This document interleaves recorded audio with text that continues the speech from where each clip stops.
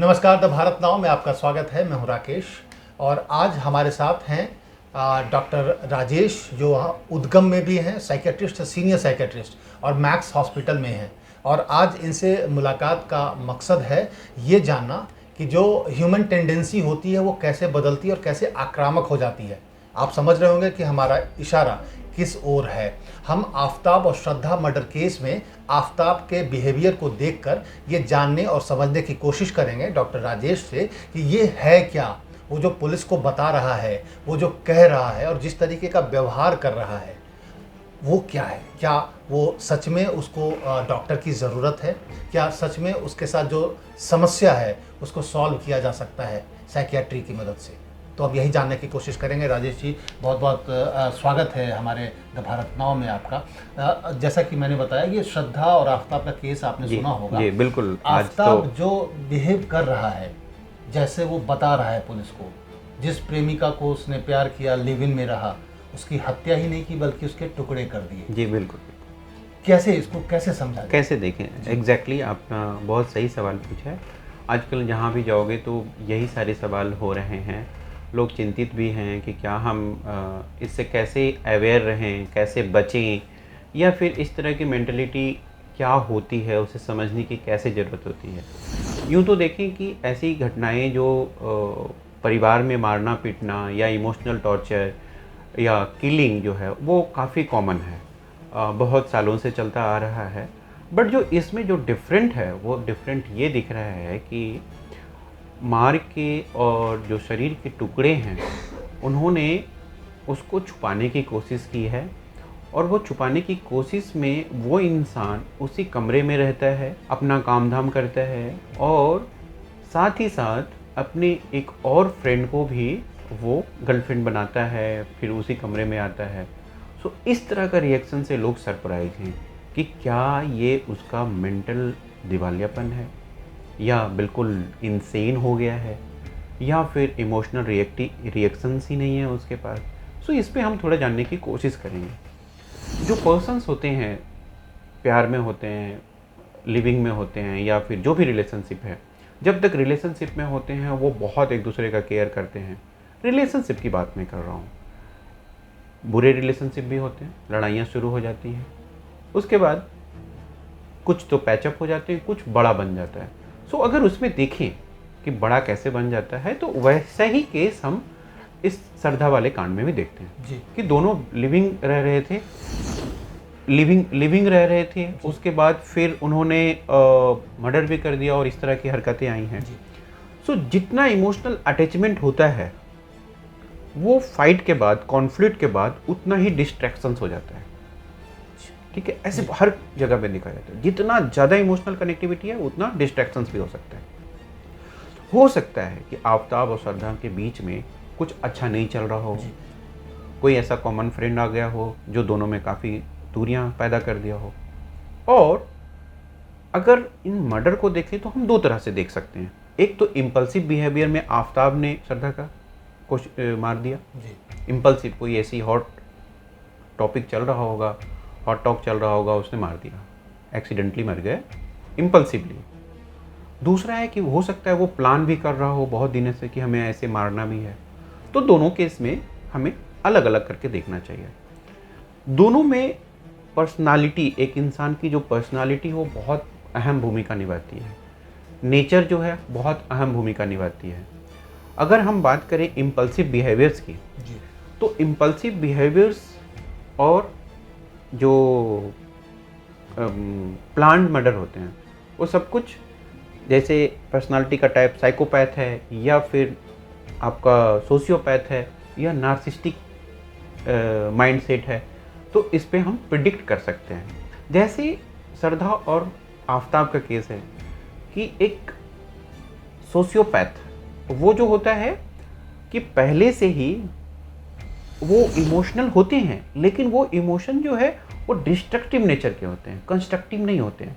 Empathy level कम होता है उसमें, एक दूसरे का एम्पैथी, क्या पेन हो रहा है वो समझ ही नहीं सकता, उसको पता ही नहीं होता। डॉक्टर साहब, इस बारे में जो पुलिस ने जो बताया कि बातचीत या पूछताछ में जो आफताब ने बताया है, आफताब का कहना था कि उसने रिसर्च किया जी जी हाँ, रिसर्च किया जी, कि बिल्कुल कैसे हत्या होती है, कैसे शव को छुपाया जाता है, कैसे पुलिस की नज़रों से बचना है, और उसने वही सब किया, काटने के तरीके, रखने के तरीके, जी, और बिल्कुल। जिस एसिड से उसने सफाई की कि ट्रेस ना मिले ब्लड का, और डीएनए सैंपलिंग में कुछ मदद ना मिल पाए। जी, और ये बिल्कुल। 6 महीने पहले की बात है, आप ये समझिए जी 6 महीने हो चुके हैं, ये खुलासा किसी तरीके से हो गया। जी तो इसको क्या बोलेंगे, साइको माना जा सकता है, साइकोपैथ माना जा सकता है, या सोशियोपैथ जैसे आप बोल, जी, क्या बिल्कुल। इसको क्या मानेंगे? हाँ, यही एक कॉमन टर्म है जिसको हमें समझना चाहिए।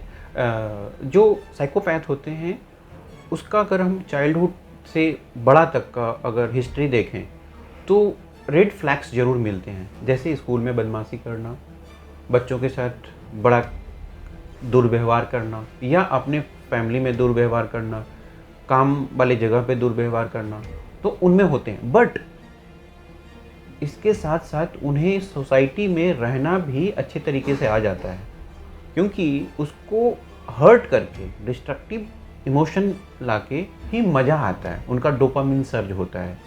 उनको पता है कि ये चीज़ें तकलीफ़ है, बट यही करके उसे अच्छा लगता है, तो वो अपनी खुशी के लिए, अपने जो इंद्रियों को एक्टिव करने के लिए उसे ऐसा करके मज़ा आता है। जैसे चोरी हो गया, या फिर नशा हो गया, मारना पीटना, इमोशनल ट्रॉमा, सारी चीज़ें। एट द सेम टाइम जो सोशियोपैथ होते हैं, वो सीखते हैं।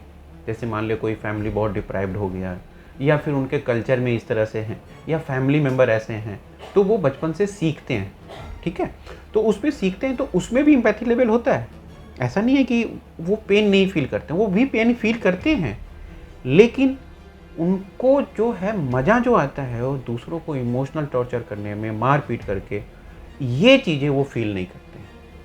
और ये जो फील नहीं करते हैं, और उसके बाद वो करके उनको अच्छा लगता है, मज़ा आता है, उनका डोपामिन हाई होता है। तो सोशियोपैथ क्या है और साइकोपैथ? सोशियोपैथ जो है वो आपका लर्न बिहेवियर से, सोसाइटी से, अपने फैमिली से। और साइकोपैथ क्या है, वो जेनेटिकली आते हैं। ठीक है, उसके लिए बायोलॉजिकल रीजन होते हैं हमारे, जैसे क्रोमोसोम पे कुछ अलग से जीन आ जाना, है ना, जो कि उसको साइकोपैथ बना देते हैं। अब एक बात आती है नार्सिस्टिक में। नार्सिस्टिक में एक इंसान अपने आप को बहुत ही बोस्टफुल समझता है, हर जगह फ्रंट पे रखना चाहता है। वैसे कंडीशन में वो दूसरों की अहमियत नहीं देता है, रिलेशनशिप में अहमियत नहीं होता है। उन लोग गुस्सा बहुत जल्दी कर जाते हैं, जब भी उसको लगेगा कि हमारी इमेज को खतरा है तो वो सामने वाले को हर्ट करने की कोशिश करता है। ज़्यादातर लोग ऐसे इमोशनल ब्लैकमेल करते हैं। अच्छा, तो एक कहने का मतलब ये है कि इन तीनों जो टाइप के जो लोग हैं, जो क्रिमिनल मेंटलिटी के ज़्यादा मिलते हैं, ये सारे पर्सनालिटी, ये वेल एडजस्टेड होते हैं सोसाइटी में। अब पहचान कैसे करें, क्योंकि आपको देख के बिल्कुल पता नहीं चलेगा, नॉर्मल बिहेवियर करके बिल्कुल नहीं पता चलेगा, कुछ कम कांटेक्ट में रहेंगे तो नहीं पता चलेगा, क्योंकि वो हाइड करते हैं इस चीज़ को। वो इतने मैनिपुलेट करेंगे, इतने ड्रामेटिकली आपको शो करेंगे, जिससे कि आपको बिल्कुल खबर भी नहीं रहेगा। सो ऐसे लोगों से बचना चाहिए। अब बचने के तरीके क्या क्या हैं, कैसे हम पहचानें, जैसा मैंने बताया रेड फ्लैग्स वाली बात।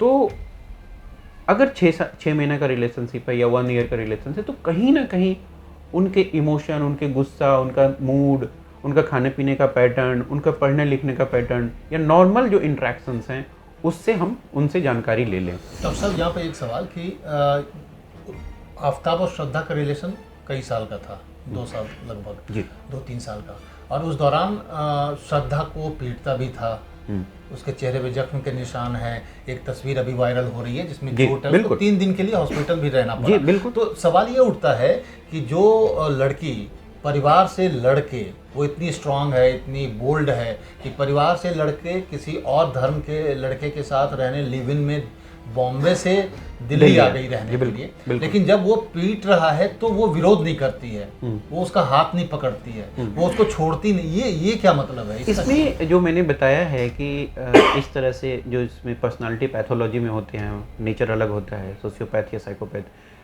ये सामने वाले इंसान को अफेक्ट करने के लिए, आई मीन जो अपना दिखाने के लिए कि हाँ मैं ठीक हूँ, मुझसे ये गलती हो गई, वो बहुत ही ड्रामा करते रहते हैं।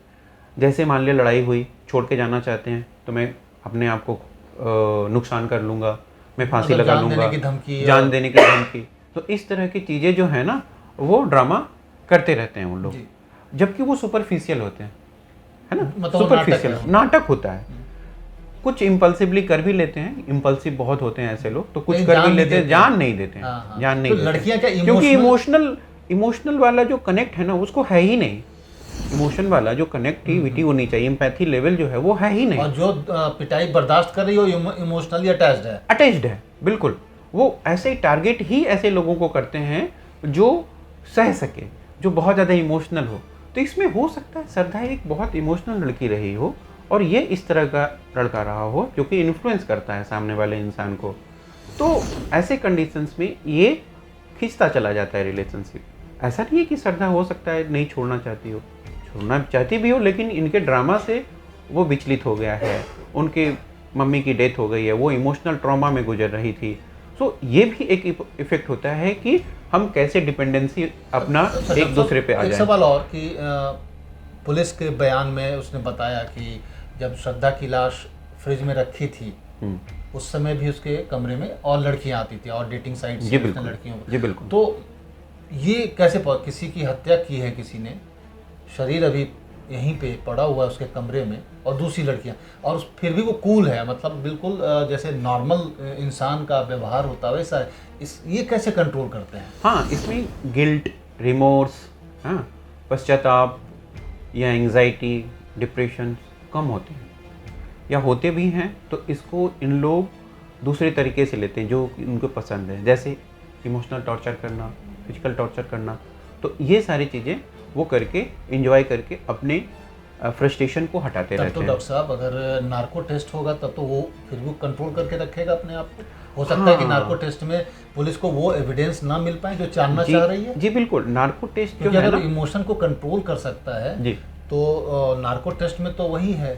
जी बिल्कुल, नार्को टेस्ट एक ऐसा टेस्ट है जिसमें कि हम स्लाइटली अपने कॉन्शियस लेवल को उसको डाउन कर देते हैं, किसी भी पेशेंट को सबकॉन्शियस लेवल पे ले जाते हैं केमिकली, ठीक है, जी। और उनसे कुछ कुछ सवाल हम पूछते हैं, ठीक है, तो एकदम कॉन्शियस नहीं है, सबकॉन्शियस लेवल पे है, तो वो कुछ कुछ आंसर करते हैं, बट ये बट ये कोई वैलिडिटी इसकी नहीं है ना, कोर्ट भी नहीं मानते, कोर्ट नहीं मानती है, रिलायबल एविडेंस नहीं है, लेकिन क्लू मिलता है, क्लू मिल जाते हैं। लेकिन ये तो फिर क्लू भी नहीं मिलने देगा अगर आफ्ताब इतना कंट्रोल्ड है इमोशनली। हो सकता है पास्ट में ऐसे बहुत सारे नार्को टेस्ट हुए हैं जिससे कोई भी क्लू नहीं मिलता है, ऐसे बहुत सारी चीज़ें हुई हैं, बिल्कुल हुई हैं।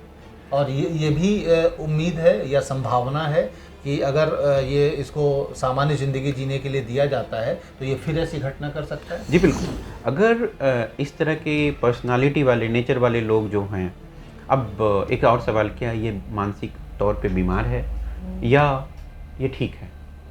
सो देखिए, कहना तो बड़ी मुश्किल है, बट हम लोग सब अंदाजे में अपनी सजेशन दे रहे हैं या फिर एक ओपिनियन दे रहे हैं। उसका डिटेल एग्जामिनेशन करना साइकोलॉजिकली, उससे हिस्ट्री लेना, उसके पेरेंट्स से बात करना, ये सारी हिस्ट्री हमें चाहिए कि चाइल्डहुड से अभी तक कैसा है, क्योंकि इसके बारे में अभी किसी को जानकारी नहीं है। तभी हम बता पाएंगे कि इस पर्सन का हम पर्सनालिटी क्या है या फिर बीमारी क्या है, एक नंबर चीज़। सेकंड चीज़ होती है कि क्या अभी क्या करें, तो 100% इसको साइकेट्रिस्ट से या साइकोलॉजिस्ट से मिलवाना चाहिए, जो भी अथॉरिटी है, नंबर 1। नंबर 2, इंस्टीट्यूशनलाइजेशन ही करना पड़ेगा आपको, प्रिजन में तो 100% रखना ही पड़ेगा। बात आती है कि क्या ऐसे व्यक्ति सीरियल किलर में बदल सकते हैं? जी, रिपीटेड ऑफेंडर होते हैं जिनको गिल्ट, रिमोर्स नहीं होते हैं, अगर इनको छोड़ दिया जाए किसी भी तरीके से बेल पे ये करके वो, तो इनको देर नहीं लगेगी। 100% श्योर तो मैं भी नहीं हूँ, बट हाँ, अगर अपॉर्चुनिटी आएगी तो इनको देर नहीं लगेगी सेकंड को फांसने में, और वो फांस के इस तरह की घटनाएं कर सकती है। ऐसे ही लोग सीरियल किलर बनते हैं, वो कहीं दूसरे जगह से नहीं आते हैं। ऐसे ही लोग जो साइकोपैथ होते हैं या सोशियोपैथ होते हैं, वही लोग सीरियल किलर बन जाते हैं। तो इस इंसान के लिए प्रिजन तो बहुत इम्पॉर्टेंट होता है, साथ ही साथ साइकेट्रिक कंसल्टेशन भी बहुत इम्पॉर्टेंट होता है। अगर हम इनकी साइकेट्रिक, ऐसे ही लोग जैसे और भी बहुत सारे केसेस हैं इंडिया में, अगर साइकेट्रिक कंसल्टेशन नहीं करेंगे तो ये ठीक भी नहीं होंगे, है ना। तो हमें इनको काउंसलिंग मतलब या ट्रीटमेंट तो है ही, ट्रीटमेंट तो जरूरी, ट्रीटमेंट तो जरूरी है बिल्कुल। और बिना पूरी जांच पड़ताल के इसको छोड़ा भी नहीं जा सकता। बिल्कुल नहीं, बिल्कुल नहीं, चाहे एविडेंस मिले या ना मिले, वो एक कोर्ट का इशू है, कोर्ट का बात है। बट ओपिनियन जो होना चाहिए, एक साइकेट्रिक का ओपिनियन तो यही है कि इसको इंस्टीट्यूशन में तो रखना ही पड़ेगा। एक चीज़ और मैं अपने युवाओं को या जो भी लोग हैं उनको मैं बहुत सजेस्ट करना चाहूँगा कि जो भी रिलेशनशिप बनाएं आप बहुत ही सोच समझ के बनाएं, उनके बारे में पूरी जानकारी लें। ये हेजिटेशन ना करें कि हम तुम्हारा पास्ट नहीं पूछ रहे हैं तो इसका मतलब ये नहीं है कि सामने वाला पास्ट ना पूछें। ये कॉमन सा चीज़ है कि हम एक दूसरे के बारे में पास्ट नहीं पूछेंगे, ऐसा नहीं होना चाहिए। पास्ट के बेसिस पे ही, हिस्ट्री के बेसिस पे ही फ्यूचर हमारा डिटरमाइन होता है। तो यहाँ भी पास्ट के बेसिस पे ही हमारा प्रेजेंट रिलेशनशिप डिफाइन होनी चाहिए। बहुत ही महत्वपूर्ण मुद्दा जो आपने उठाया। तो एक सवाल मैं भी पूछ लूँ कि जिस तरीके से श्रद्धा अपने माँ बाप को छोड़कर आई जी, एक समाज का दायरा, परिवार का दायरा तोड़कर आई, क्या ये सही है या गलत है? क्या समाज के रहने से या परिवार के दायरे में रहने से एक प्रोटेक्शन होता है या बुजुर्गों का एक्सपीरियंस काम आता है उसमें? तो ये जो छोड़ कर आई, क्या उसका खामियाजा है? वो समझ नहीं पाई, एक्सपीरियंस उतना था नहीं और वो उसने रहने का निर्णय ले लिया किसी और के साथ। इसमें दोनों चीज़ें हैं। एक तो सामने वाला इंसान बहुत ही शरारती किस्म का क्रिमिनल माइंडेड है, तो उसको फांसना आता है। He knows all about thing कि सामने वाला इंसान कहाँ पे वीक पड़ता है, कहाँ पे स्ट्रांग होता है, तो हमें उस तरह से बिहेव करना है जी, है ना। एक तो ये ड्रामेटाइजेशन बहुत इम्पॉर्टेंट है उसके लिए, उसने किया होगा, एक नंबर चीज़। दूसरा कि वहाँ छोड़ के आना, उसकी मदर के मरने के बाद जो इमोशनल ट्रॉमा हुआ होगा, जो डिपेंडेंसी हुई होगी, वो यहाँ से मिलता होगा। ऐसा नहीं है कि इमोशनल सपोर्ट नहीं मिलता होगा, इमोशनल सपोर्ट भी देता होगा। वैसे ही सिमिलरली वो कुछ दे रहा है तो बहुत कुछ ले भी रहा है ना। तो ऐसे लोग बहुत मिलते हैं सोसाइटी में जो इमोशनल सपोर्ट दे के बहुत खामियाजा आपसे, तो ऐसे लोगों से बचना चाहिए। और बात रही कि फैमिली कांटेक्ट ना होना या ये सारी चीज़ें, ये तो एक सोशल रूल है हमारा कि हम जहाँ भी रहें सोसाइटी से मिलजुल के रहें तो बेहतर होता है। क्योंकि एकदम एलोन रह के या फिर कट ऑफ करके तो मैं कभी नहीं सजेस्ट करूंगा किसी भी परिवार के साथ अटैच होती तो वो हालचाल लेते रहते हर दिन, हर दूसरे दिन। यहाँ तो महीनों, 6 महीने, साल भर से बातचीत नहीं हुई थी पहले। जी बिल्कुल। जो मेट्रो सिटीज़ में बहुत सारे रहते हैं लोग, वो चाहे बॉयज़ हो या गर्ल्स हो, मैं जेंडर डिटरमाइन नहीं कर रहा हूँ, उनको हमेशा अपने फैमिली से कनेक्शन रखना चाहिए। क्योंकि जब रिलेशनशिप हेल्दी है तभी आप प्रोसीड करेंगे, अनहेल्दी है तभी आप छुपाना चाहेंगे। तो अनहेल्दी रिलेशनशिप के साथ आप क्यों प्रोसीड कर रहे हो, ये बात आपको समझना चाहिए।